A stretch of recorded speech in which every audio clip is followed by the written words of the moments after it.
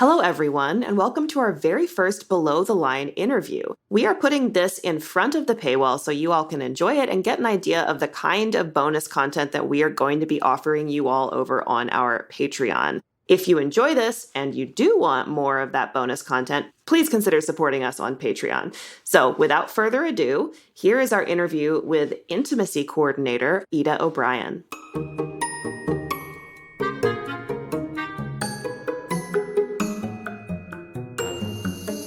Hello, I am your host, Chris Winterbauer, here as always with my co-host, Lizzie Bassett. And Lizzie, we have a very special guest today. Why don't you take it away? We do. I am unbelievably excited about today's episode.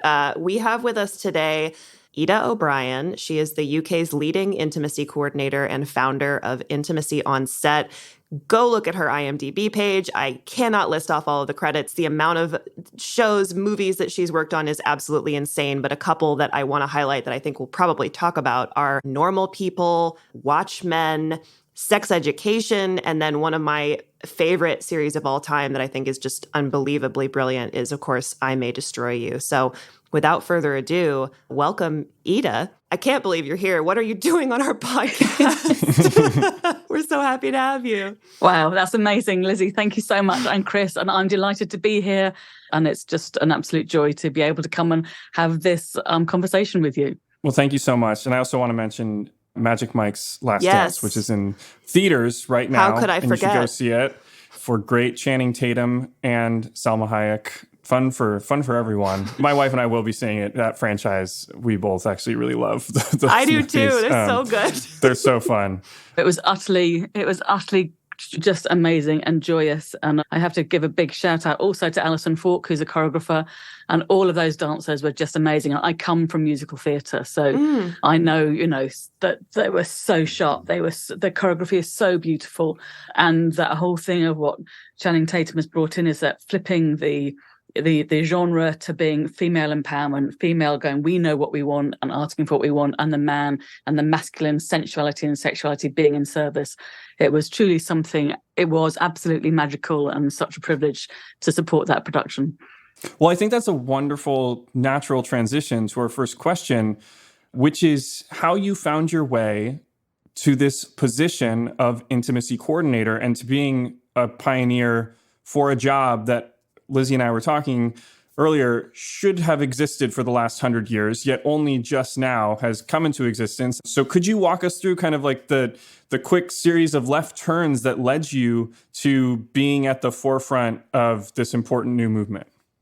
Yeah, absolutely. And I too just incredulous and, like how I ended up here as, I've got very strict Irish Catholic parents, but that's partly the antithesis of, partly it's a springboard from that that's brought me to here. So yeah, I was a dancer. My mum took me to ballet at the age of 3. I ended up working as a musical theatre dancer for 10 years professionally. I then trained at Bristol Vic as an actor, worked as an actor for 8 years. And then my kids were young. So I thought, what can I do when I'm out of work? So I found the MA in Movement Studies at Central School of Speech and Drama. Loved that, brought together all my acting, all my dancing, embodiment. So I worked as a movement teacher and a movement director from 2007. And then I wrote my own work. I put on a piece called April's Fool in 2009. And then I was looking at taking that piece of work further. And I wanted to look at the dynamic of the perpetrator and the victim. And then I was thinking, well, if I'm asking my actors to come and explore those dynamics, how do I put in place a really robust, safe rehearsal process to explore that and then to be able to step away from that at the end of the day? There's actually a video, if anybody's interested, it's called Does My Sex Offend You? That shows, sort of some people talking about that R&D. But one of my colleagues, Meredith Dufton, who's the head of movement at Mount View, as I was talking about this work, said, please come and teach what you're developing. As head of movement, I'm noting all the plays for my second and third years have all got intimate content. I note the content. Invariably, it doesn't tell the right physical storytelling. And yet when I say this is what you need to portray, their eyes glaze over because there was no, as you said, professional structure in the industry in order to create this work in a professional, way that really invited and supported the actors' artistry. So I started sharing the work. That was April 2015, and it was great. We would get feedback from the students. Meredith and I would sort of interrogate, what worked, what didn't work, and refine it. And then gradually by 2017, the students were saying to me, this is great in drama school. What's happening in industry? I started speaking to British Equity. I said, what do you have that supports the actor? They sent me their legal contracts. That's sort of the first time that I pulled together what became the Intimacy on Set Guidelines in June of 2017, where I shared the work with a group of agents, which is called the Personal Managers Association. They instantly were saying, God, we need this, absolutely. And sort of telling me all the stories, from their actors, sort of awful things that had happened. I was back trying to speak to Equity in the summer of 2017, which didn't quite happen. And then Weinstein happened and the subsequent Me Too and Time's Up movement. And then in that environment, I had the Intimacy on Set Guidelines, together, ready to share. And the industry saying, finally, we cannot turn a blind eye to this predatory behaviour that we know is going on. We have to do better. Then I was saying, here are the Intimacy on Set Guidelines within which now we can work with the intimate content with that intention of working with best practice. Well, I was just going to say, just for our audience, because this is such a new profession, what are sort of the guidelines of what constitutes an intimate scene? So first of all, we're looking at anything that comes to touch, and particularly intimate touch. So intention is everything. It could be just a hug, but again, we need to look at, what's the intention, but certainly into a kiss, caressing, sensualness, sexuality. We're looking at, intimate content, simulated sexual content, nudity, and degrees of touch. So all of that is what we're looking at and that's what's being supported by the intimacy practitioner. And I read an interview that you gave that I think you described it as, why are we not treating sex scenes in the same way that we treat fight scenes? Yes. And I thought that was a great way for the audience to understand the risks involved in what actors are being asked to portray on screen and how few safeguards there were. And what I found really interesting about this journey is that it seems like you had the opportunity to workshop this in a very protective academic environment and really develop out these guidelines. And then obviously agents, it's in their best interest for their actors to feel comfortable. So hopefully they're going to be aligned with you. And really it's just about getting it onto set. And then obviously the Harvey Weinstein of it all provides that kind of final catalyst to get things over the line. When I read these best practices, they feel so obvious, right? But not that I would think of them. They're obviously incredibly thoughtful. But as I go through them, I'm like, yes, of course we should make sure everything is agreed upon and signed, etc. I know that it took a few years to put these together. I'm curious, as you were going through making these guidelines or hearing feedback from your students, what were the most egregious common practices from your perspective that were happening on set prior to the existence of an intimacy coordinator? So prior to an intimacy coordinator and the intimacy guidelines, there was the attitude in the industry of, you're an actor, you know that this is part of what's involved in physical or human storytelling. So that's part of your job. You know that you're going to be expected to be naked. You're going to be expected to perform intimate content. So just get on with it. Mm-hmm. Then the other side of it was, there was no practitioner to support a director with this content. Also, people are just embarrassed to talk about the sex scenes, and the actor would know it's coming up and the fear would rise. And, before I started doing this work, I was talking to a person in wardrobe and she said, oh, yes, the day that they come and do the intimate scene, they're saying to me, God, I'm so nervous. What modesty garments do you have? And the wardrobe person said, but this is their job. They know what they've got to do. So I've got short shrift with it. And then because there was no process or structure, or it hadn't been able to be considered artistically on the day on set, it would be the director perhaps would talk about the intimate content. And then one of two things would happen. One, they'd either say, right, get in front of the camera and just go for it. And then this is where this confusion of, well, for people to really have chemistry, then they've got to really have chemistry because they just go for it. And so they've got to really fancy each other. And of course, in that place, nobody's checked out how they feel about their own body being touched, how they feel about their own nudity or nakedness, how they feel about touching their partner, how their partner feels. And so my feeling is that there was that weird double take of the actor both wanting to be good, wanting to give their all for the character, wanting to please, wanting to say yes, because invariably actors do. But they've got their half of mind also going, oh, shit, where's he touching me? Or where's where's she touching me? And is a tongue going to go into my mouth? Or is my modesty garment going to fall off? Do I have a modesty garment? The amount of times that you hear people say they were doing a simulated sex scene and the modesty garments were falling off, they just whip them off. So there you have a situation in someone's workplace where you have naked genitalia touching. If you have fluids, could possibly be exchanged. It's completely unsuitable in someone's workplace.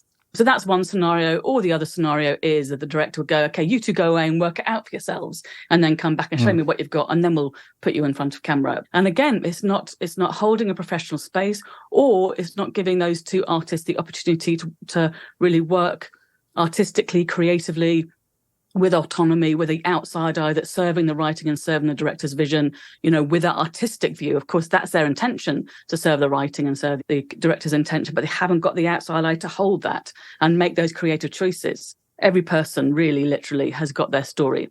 Anybody who's been working in the profession will have a story of their experience of performing intimate content that has been anything from awkward to feeling harassing to feeling, sadly, downright abused. Well, and you just touched on something that I can't believe this didn't even really occur to me until right now. But, these scenes frequently you are telling the story through the movement and through the physicality. So even outside of obviously needing someone for the comfort of the people that are working on it, you would think that they would also want someone like you who can literally tell the story through the scene better. Yes. It's like, you don't tell a stunt man to just, go figure it out. Like that doesn't make any sense. Do you still ever experience pushback about the idea that this should feel spontaneous or that this shouldn't be rehearsed? Is that something that ever comes up? Of course. And we are subtly referencing a couple of older, particular male actors who have pushed back on the idea of an intimacy coordinator, saying that it sucks the spontaneity out of filming a sex scene, which I think is the point. And so, sorry, just needed to interrupt briefly. So, yes, of course, we've had actors who are, highly respected and who I highly respect, saying, one, that, it interferes with the actor-director process and or it takes the spontaneity out of it. The thing is, with those two actors say that rehearsing at all takes the spontaneity out of an actor telling their storytelling. I know, it's mad, isn't it? Yes. Again, that you want to work with your director to pull apart the script, interrogate the storytelling, checking out that each part of that writing is furthering the storytelling, what it's telling us about each character in relationship. And all of that's the exciting bit. And, for myself as an actor, just, mining into the script, the words that are chosen. Words are 20% of what we understand, and 80% is the physical, is what we get from bodies and physicality. So I always feel when you get a script, you're basically being given the top 20%, and it's our job as actors to then mine into it, uncover it, do our research if something is outside of the realm of our experience. And we know that as an actor, that's our job, to rehearse, to share, to play, to make exciting choices. And then, you come to perform that, be it in front of a camera or on stage. So working with choreographers, the example that I love, because I absolutely love the song and this scene, is the Roxanne song in Baz Luhrmann's Moulin Rouge. Because, of course, Baz Luhrmann wants this amazing, heartfelt, passionate moment.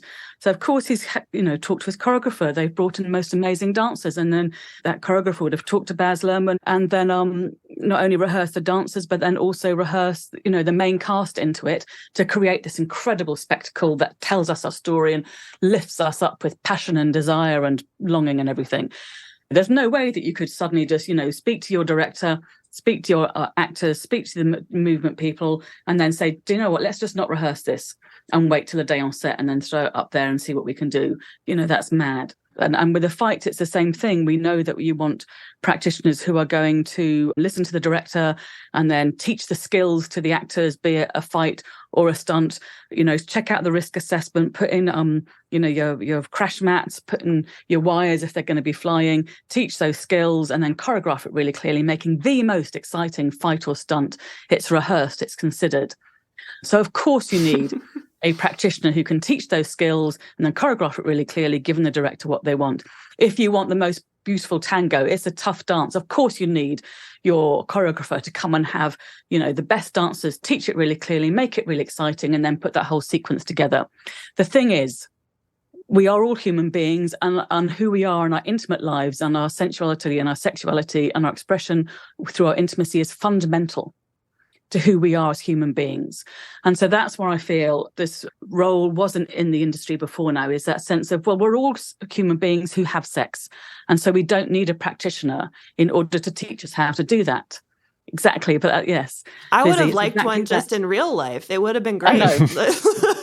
They're called couples therapists.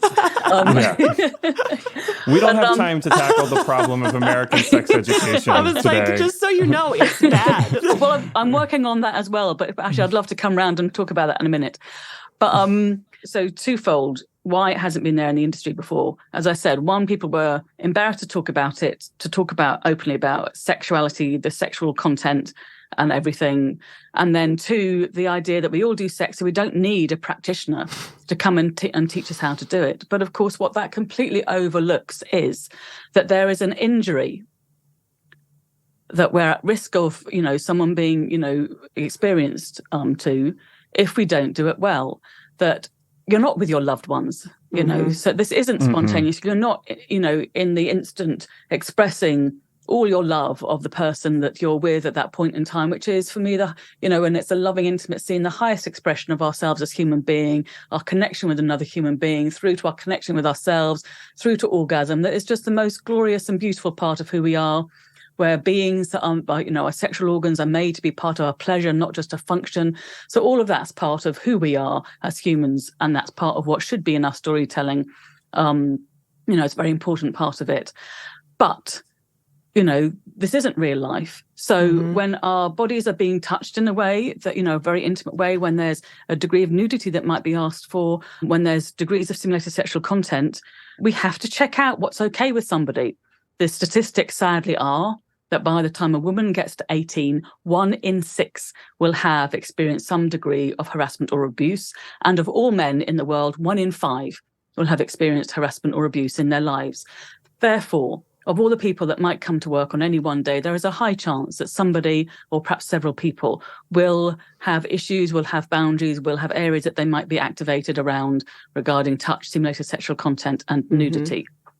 We don't need to know those stories in our workplace, but we do need to put in place a process by which we can check out someone's requirements, allow that to be spoken about clearly, openly, in fact, invited as a positive. And that's joyously what the shift is in the industry, instead of an actor feeling that if ever they said no in any way, shape or form, and this really was the case before the intimacy guidelines, if an actor said no, they would be worried that they will lose the job, which really has happened. Oh, yeah, we've talked about it. Or be blackballed and not get any jobs going forward. Yep, that's right. Or being considered a diva or a troublemaker. Right. And of course, the irony is that if someone's in a place of feeling compromised or unsure or feeling put upon or disrespected, you're not going to get an actor in free flow. Basically, they're not able to freely just be channeling and telling the story of this character and this character in relationship. And I absolutely love that now it's flipped. We're saying, tell us your requirements. Tell us what's not suitable for you, so that we can trust your yes. And then we can all work freely and openly everywhere that is in your agreement and consent. I want to touch on a couple of things that you just said, because there was so much in there that was really, really important. But the first thing is what you just said about, someone who is experiencing trauma or is uncomfortable, that they're not going to be giving their best performance. That's something that I think so many people don't think about. And, as women, as you said, many of us, if not most of us, have experienced harassment in the workplace. I know I have. I know I was very bad at my job when that was happening. And that's the thing that I think people don't take into account. The other thing I want to ask about, specifically on I May Destroy You, because, of course, that was inspired by Michaela Cole's own experience with assault. And you were touching on this a bit in terms of, how people have experienced trauma in the past and how that informs the way that you're working with them. How did you keep that set a safe space for everyone, but particularly for Michaela as she was making this incredible piece of art? So just like a stunt coordinator or a choreographer, you're looking at what's the risk. And of course, the difference is with intimate content is the risk can be physical, but also emotional and psychological. And then in particular, if there's someone, offering and giving in art some of their own personal storytelling that is from a place of being vulnerable and, an injury that's there, then that's part of my risk assessment. And I'll say, flag it to the production. When I do my check-ins, if someone has a concern or might feel that they might be activated. And so I say, I co-work with an artist wellbeing practitioner.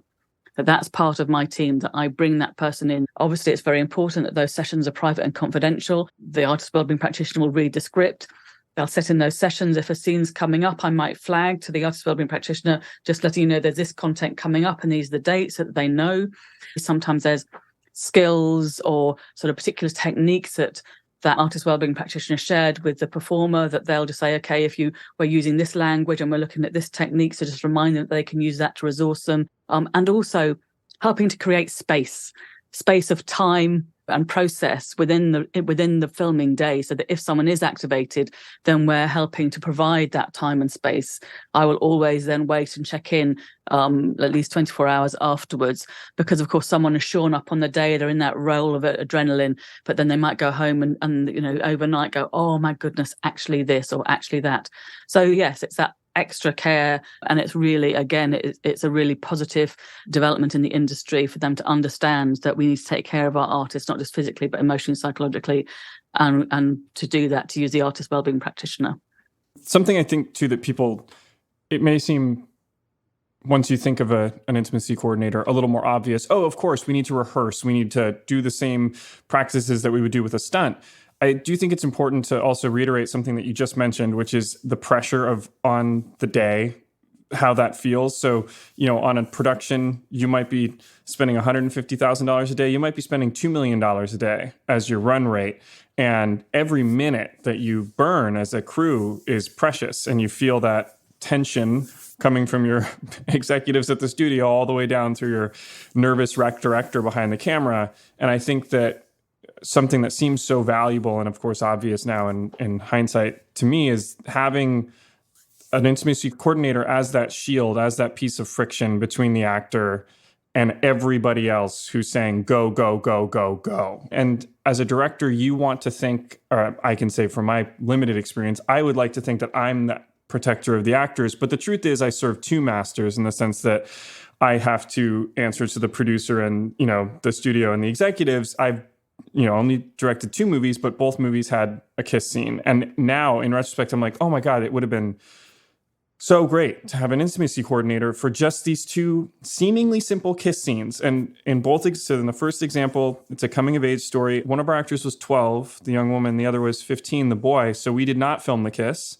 We did it as like a camera move and then a tilt away, which I felt morally good about. But we could have choreographed it better. We were all fumbling, you know what I mean? To try to get the camera move to work with a couple of kids, like who are just doing what you tell them. And I think we fell into the same trap. I fell into the go for it camp in my second film, which was it's a, YA rom-com. Our actors are in their 20s, both big, actors have done on-screen kisses before. It was not a raunchy kiss or anything by any means, but it was like, okay, yeah. And then you get to the last line and you look at each other and then you go for it. And I think that was my direction. And I hate to admit that about myself, but I think that was, what I said. And so obviously I'm going to have an intimacy coordinator going forward for all of this. And I'm very curious about, because I write as well, and I'm curious how you feel the intimacy coordinator can be involved, not just in the production process, but in the development process. And after that, I want to ask about in post-production as well, because that seems, and there are horror stories of, takes being used that should not have been used, et cetera. Basic Instinct being a classic example. Sharon Stone not knowing that they were actually filming and going to use that shot, yeah. So, maybe we could start with in the writing process. Do you have experience being brought in early in the development process? So first of all, with the writing, so I had the joy of working on Watchmen with Jeremy Irons in a mad folly of a castle in North Wales in September 2018. And in my preparation for working with him, I listened to his Dead Island discs and he was saying regarding, doing intimate content that very often it will say in the script, they have sex. Yeah. He's going, oh God, come on, come on, writers, write it better. You wouldn't say in a musical, get to it and they sing. You want to know how they sing, what the melody is, what the words are. So that's what I say regarding writing. Write it clearly. We're all different in our intimate expressions, the quality, the delicacy, or, whatever energy it is.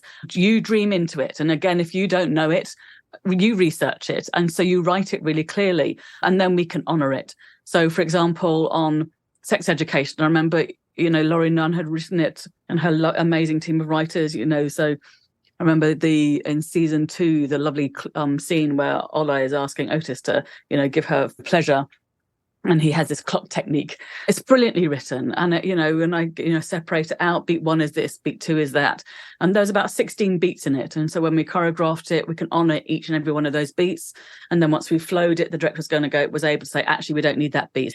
The other aspect is then of the writing of it that what we try and invite in the industry is that shift so that we can speak about the intimate content openly, professionally, in an adult way, not using slang or anything that's objectifying, titivating or infantilizing. So again, a character might go, I love her tits. But then when you write it in, lovely, open, professional language, detailed language. And then so like normal people, again, why that intimate content was able to be so brilliant is it came from Sally Rooney's amazing writing of the novel. That intimate content was there, so beautiful and so inherent, right from reading that content, you go, wow, I've never seen a writing where the intimate content was so beautifully written. So that's there in the get-go. And sometimes I'm brought in to sort of help look at it with the scripts, and that's very exciting in the times that I have done. But other than that, the scripts, written, then it might be sometimes that I go back and go, okay, you've got this, and if I have the joy of working with the writer present, then I'll say, sometimes if there's not enough detail. And in fact, there's one bit with Michaela that we went to rehearse it, and it said, it had a certain amount of information, and then Michaela was going, oh, but it's this and this and this. I'm saying, wow, you have absolute clarity in what you want. That's not, why isn't it written? And she goes, well, because I thought you didn't want people to see into, my mad mind. And I'm going, but great. Now that you've told us, we can honor every detail of your vision. And that's what we put up on, can choreograph it really clearly and put it up on screen. And then, you mentioned about sort of having someone in your own life, so for me also, what's exciting is that I'm more and more, consulting and working with couples therapists and educating myself and my fellow practitioners with the anatomy, the proper, really realistic anatomy of arousal and the anatomy of dysfunction and the anatomy of our trans community and all the rest of it. And I was just, as I said, listening to your lovely podcast on 50 Shades of Grey. So again, if BDSM is outside your realm of experience, but you want it to tell the right storytelling, go and research it. Working with the amazing Master of None with incredible Naomi Akai and Lena Waith, queer female storytelling, which was great, but particularly it goes into, the Naomi Akai's character wanting to, have a baby. So we went through the whole IVF procedure. And again, Aziz Ansari was really, really clear. And again, to me, it's really important as well that we make sure we bring in the medical experts, so that the detail of those procedures are told right. Because always, any storytelling, there's going to be somebody out there in the world who's experienced this. You just brought up, queer intimacy and queer love scenes, and that's something that I think we've seen misrepresented so frequently on screen because people, particularly if it's a man who's directing, and there are examples where they've put women on screen and then, the LGBT community has watched and been like, that's not how it works. So I'm wondering sort of when you're directing, like you're saying, a queer intimacy scene, trans, anything that you're not, well, I shouldn't assume, but anything that you're not familiar with, do you ask the actors if that's something they have experienced, or what are the sort of ways that you go about making sure that you're getting the details of those scenes right? Because that's something that I think we're just starting to see happen now, and I know it's so important to have that representation. Yeah, that's right. And I'm very, very proud of, I worked on, again, along with Sex Education, Gentleman Jack was one of the first productions that I worked on back in April 2018. And then, of course, It's a Sin, honouring Russell T Davis's incredible and beautiful writing of the experience of the queer male community fundamentally during the 80s as HIV and AIDS began to take hold. And also for me, with that storytelling, I was a musical theatre dancer in the 80s. So there's so many of my friends and colleagues for who that was their life journey. And so, yes, and again, as I said before, as an actor, you mine the script. If it's something that you don't know, you go away and you research. So it's exactly the same with this.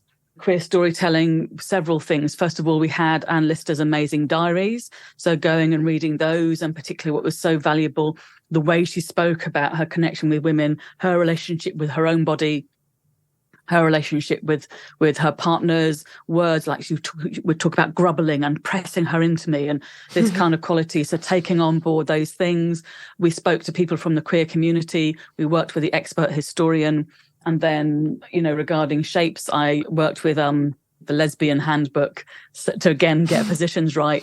The same with It's a Sin. So here we've got the lovely book, the Game of Sutra, and as you can see, all of my, sort of pieces of paper. So which gave us a whole load of, sort of different shapes. So we're looking at the detail that's right.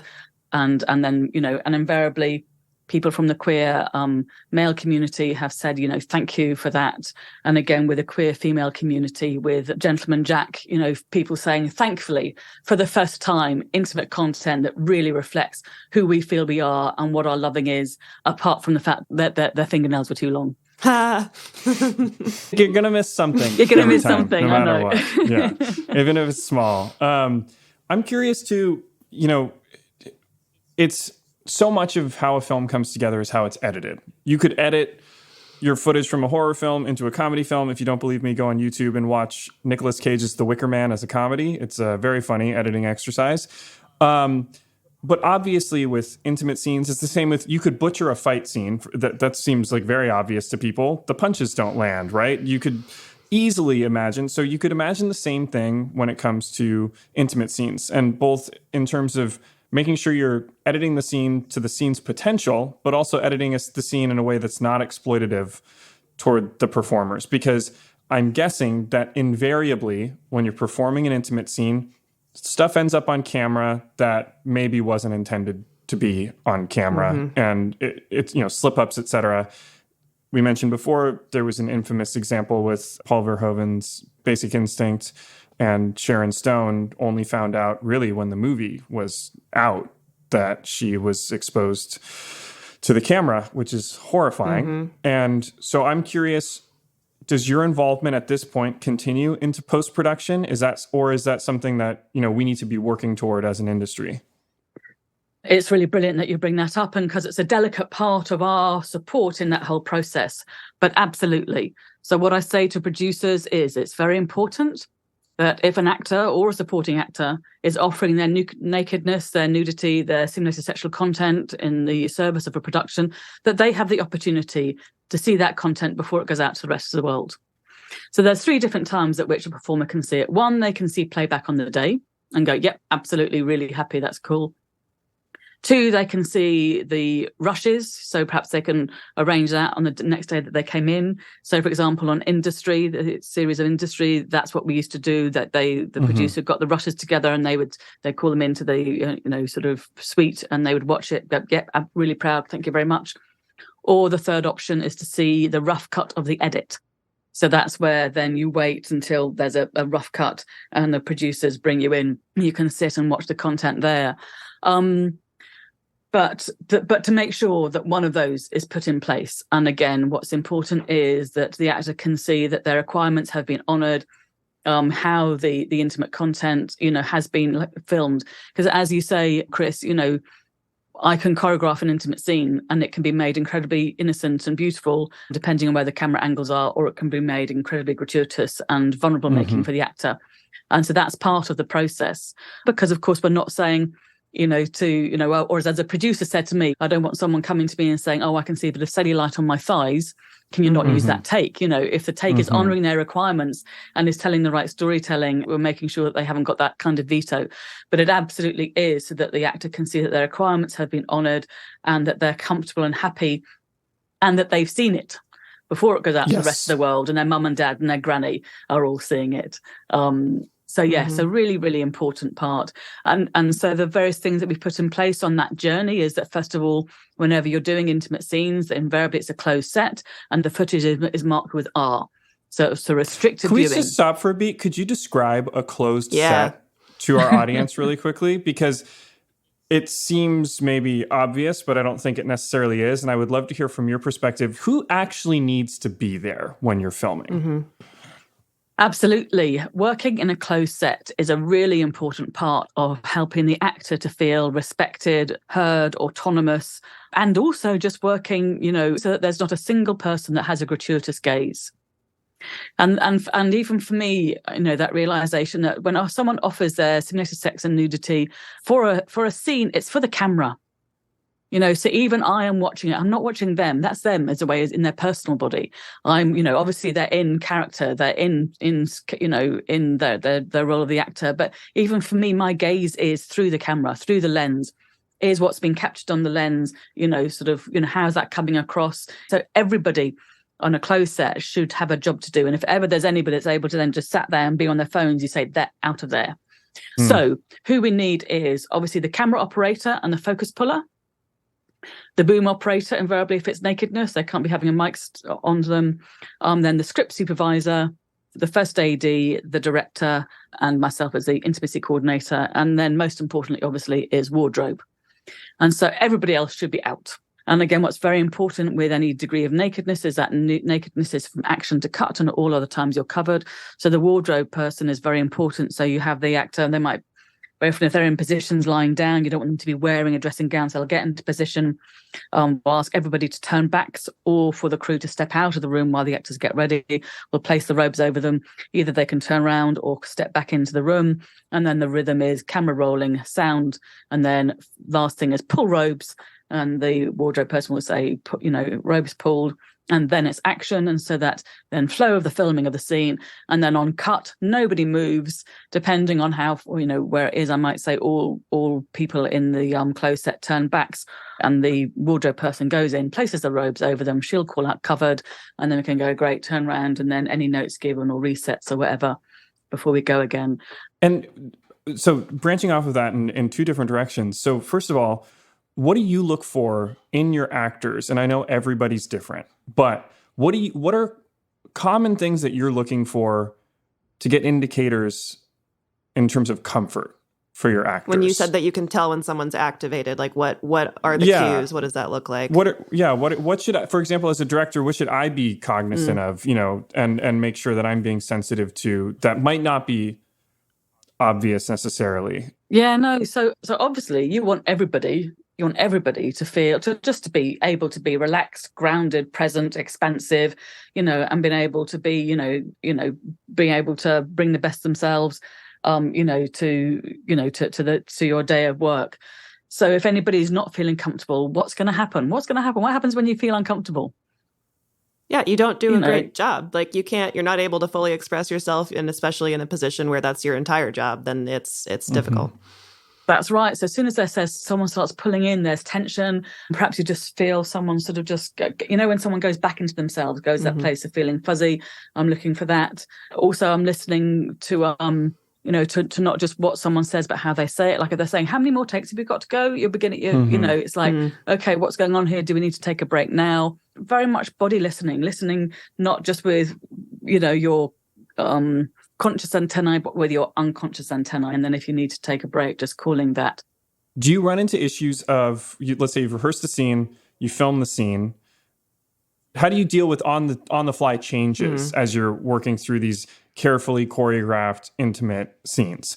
And that could be a justified on the fly change. Everybody could maybe agree that, hey, this isn't quite working the way we wanted it to work. Let's make this change. Or, conversely, how do you deal with somebody who maybe is trying to change things up, for less good reasons? That was a terrible word choice. Go ahead. So first of all, just like any good choreography that gives you a really clear frame, within that, you can then be spontaneous and free in each and every take. Yeah, so that's also what we're looking at. So very often, like say, if there's kissing, we'll say, okay, where are you happy to be kissed? You're happy to kiss on the lips, happy to kiss on the cheek, down the neck, onto the top of the décolletage, no-go areas, sort of like from the top of the breast down, for those sorts of things. And me coming from a musical theatre dancing background, when we rehearse, invariably I'll work in counts of 8 just because that's how I work. So it might be sort of gaze and breath and reaching down and penetration and 1, 2 and thrusting 3, 4, 5, 6, 7, 8 and speed up 2, 2, 3, 4, 5, 6, 7, 8. Literally. But what that does is it gives both the actors a basic shape of overall what the journey is. And then once they've done that a couple of times, you can let go on it. Very often what's very useful is that the director might then side coach, in the flow of a take. So you might go take and then go back to that bit. And this time, have a bit more urgency, and they might go again and then go back. And then this time you have a response of just really allowing yourself to receive that. But as you suggested, Chris, then there might be something that then perhaps the director offers that's beyond and outside something that we've checked. So there was one time where there was a moment of sex from behind, and then the side coaching was on her go harder and go really hard. And it was like, okay, just let's have a timeout here, because that was beyond and outside of what had been agreed and consented to. Are you comfortable with that? What are you comfortable with? Are you comfortable? Let's really find what that means. Sometimes going stronger and go harder actually doesn't help the actor. But if I say find more of an impulse, have an impulse that it has a stronger edge to it. So I think that's what we looked at in that particular instant, found that shape, found that, made sure that everybody was again comfortable, and then again off you go. So that's what we're looking for. So that's very important. All directors who might be listening, she improvises. It's not that there aren't opportunities to make changes on the day. You just have to be respectful about how you do it. Well, it's establishing the circumstances and the boundaries of the scene. And then within those boundaries, you can play within those. There's all sorts of play that you can engage in. And again, for me as an actor, the lovely Mike Alfreds, who I've done a few workshops with, who is absolutely brilliant. His book, Different Every Night, that's what we want an actor to be able to be in, to have that spontaneity. And it's answering to the likes of the lovely actors who have said it ruins spontaneity. It's actually the opposite. Because you've considered it, because you've opened it out, because you've had that creative conversation and storytelling, we've looked at techniques, we've looked at everything, that actually that's where we can elevate the intimate content, and we can go further. Then you can be more free and more spontaneous within each and every take. Right. A safe space is not restrictive. It is, in fact, the That's opposite. Right. I want to ask, because this is something that we've seen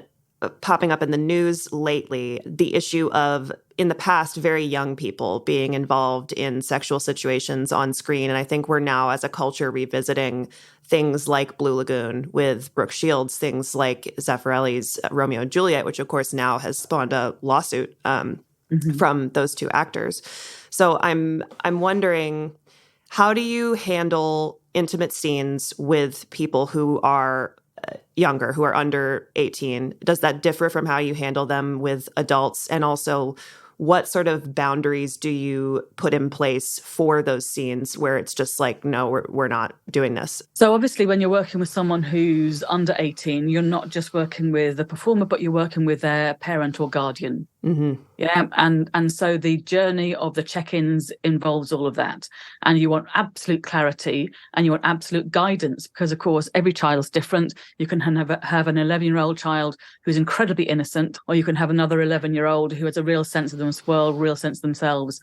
I've just worked on a production that's going to come out shortly, so I can't say what it is, but we're working on, worked with an 11-year-old child, and the intimate content was there that they had to say very provocative sexual language. And I was very concerned that any 11-year-old would be asked to do this language. But so the journey is check in with the director really clearly. What do you want? And if possible, if there's physical content, to create storyboards. So those images, not just what's asked, but where the camera is, can be told through a storyboard. So that's a really brilliant and very important tool. And then you take that conversation, that open conversation of the director, clarity, storyboarding, to the parent or guardian. And then we would be guided by that parent. So there's another situation where, the child was going to be walking through somewhere and then hiding, and then a couple come in and start having, intercourse. So when I checked out with that parent or guardian, and the suggestion was that that child would be told that they would be watching a Punch Judy show. But when I told that parent or guardian, they said, I have a really close relationship. I talk to my child about intimate content in their sex education and everything. And if, in a couple of years' time, they find out that I've told them something that's not true, they will be they'll be really pissed off. So I will tell the child exactly what the storytelling is. And then, the child shouldn't be actually witnessing then the adult performers performing that, but the director side coach that actor through, and then we will bring that language through what we've been supported with that parent or guardian to the child, and checking out that they're comfortable with everything. And I've had that. I worked with sort of a 14 and 15-year-old. So also there's that sense of sometimes that laughing uncomfortableness because it's something new for them, and invariably. It could be the first time they've ever had a kiss ever. Yeah. So and that's also partly sometimes what I'll check out, have you ever kissed anybody? And then again, just really making sure that part of the dialogue is this is character. And for me also with working with children, it's even more important to support them with a really professional and clear structure of how do you feel personally? What's your connection with yourself? And now let's step into character.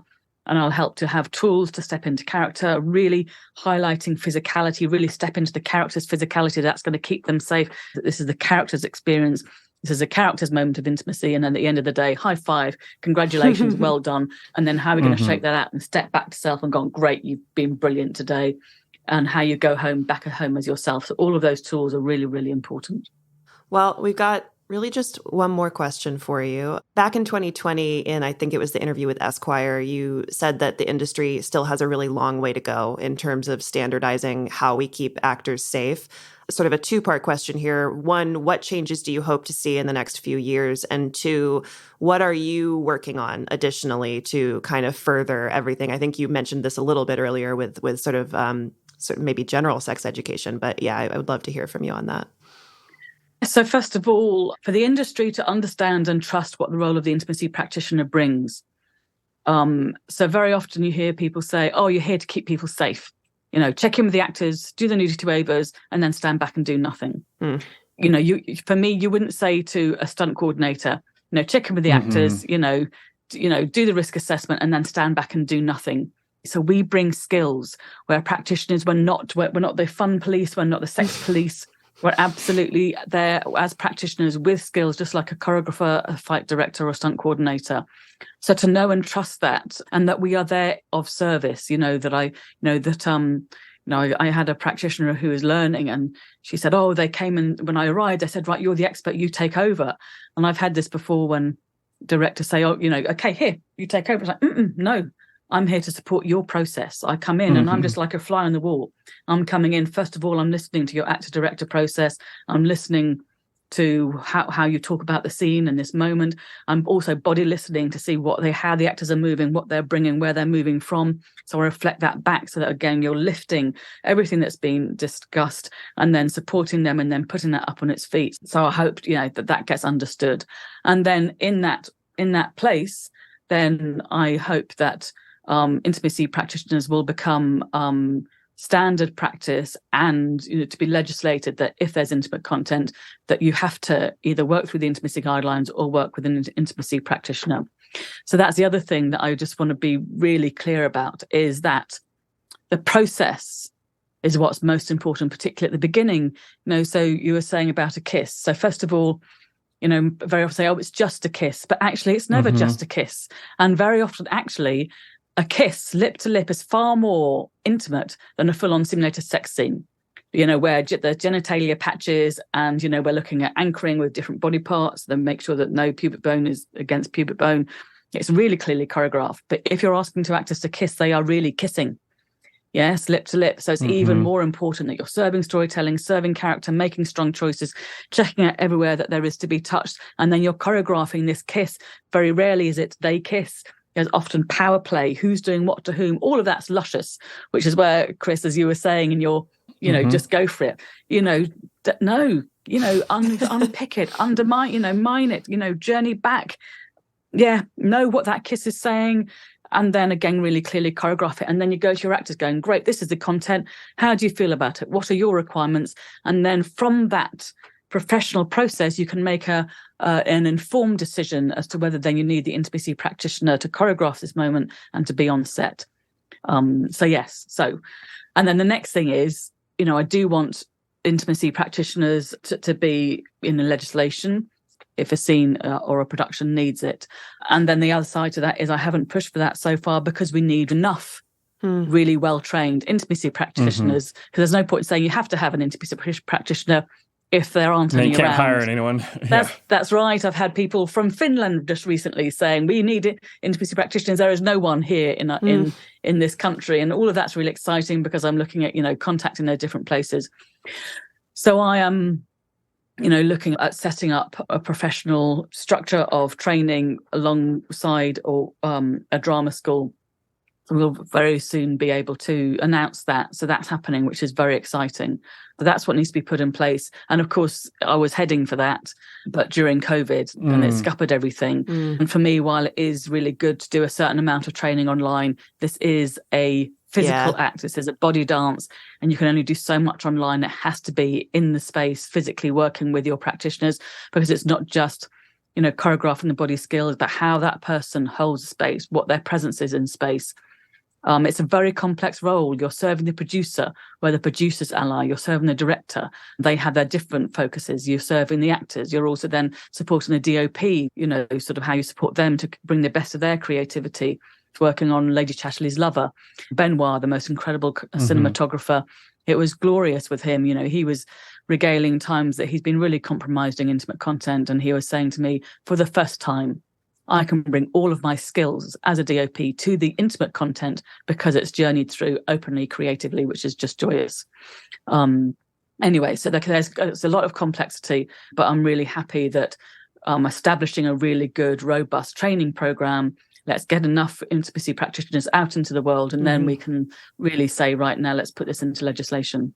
And the other thing for me that's really important, and that's come from so many times when I'd run workshops, and as you say about, our kids, people saying, oh, the first time I had to kiss was when I was in school doing GCSE Romeo and Juliet, and I was just made to kiss. So that's the other aspect that Intimacy on Set is developing, which I'm very excited about, which is developing both consent and boundary workshops for students in secondary school, and then in bringing in the Intimacy on Set and guidelines training to teachers and to students doing GCSE and A-level drama, so that those guidelines are established in our secondary schools, and then also doing workshops with the parents, because of course it has to be supported by the parents. And I'm joyously co-working with a company called Active Consent. So we're dovetailing our work in developing those workshops. So I'm also very excited about that aspect of the work. That's amazing. The work you're doing is so unbelievably important, not just for this industry, but also I think for everybody, like just for people. I mean, this is stuff I wish I had. I did go to acting school. We had none of this, but even just as a person, and you're talking about consent workshops, for kids, like, yes, I wish I had that. So I just have to say from the bottom of my heart, thank you for doing this. And I think your work not only is important for the people that are on set and are doing this, but it's also important for those of us that are watching this content. It really has ripple effects through everyone. So again, thank you for what you're doing, and thank you so much for being here. This has been really amazing. And anybody, please go to Ita's website and check out the best practices when working with intimacy, simulated sex, and nudity. We will link to it in the show notes for this podcast. It's just really important basic stuff that we should all be aware of, especially those of us that want to work in film or do work in film. So thank you again, Ita, so much. We deeply appreciate you taking the time out of your busy schedule to chat with us and help educate both us and our audience about the importance and how to make your sex scenes and intimate scenes in your movies not just safe, but as you mentioned, as good as possible. So it's a win-win for everyone, the actors, the directors, the producers, and the audience. And it's we're thrilled. Thank you so much. Thank you so much. It's been an absolute pleasure to talk with you and share the work with you. Thank you. Go to ItaO'Brien.com. That's ItaObrien.com to learn more about Ita and view the intimacy on-set guidelines discussed in this episode. Go to patreon.com/whatwentwrongpodcast to support What Went Wrong and gain access to bonus episodes, video content, and more. What Went Wrong is a Sad Boom podcast presented by Lizzie Bassett and Chris Winterbauer. Editing and music by David Bowman, with cover art from Euthana Uos.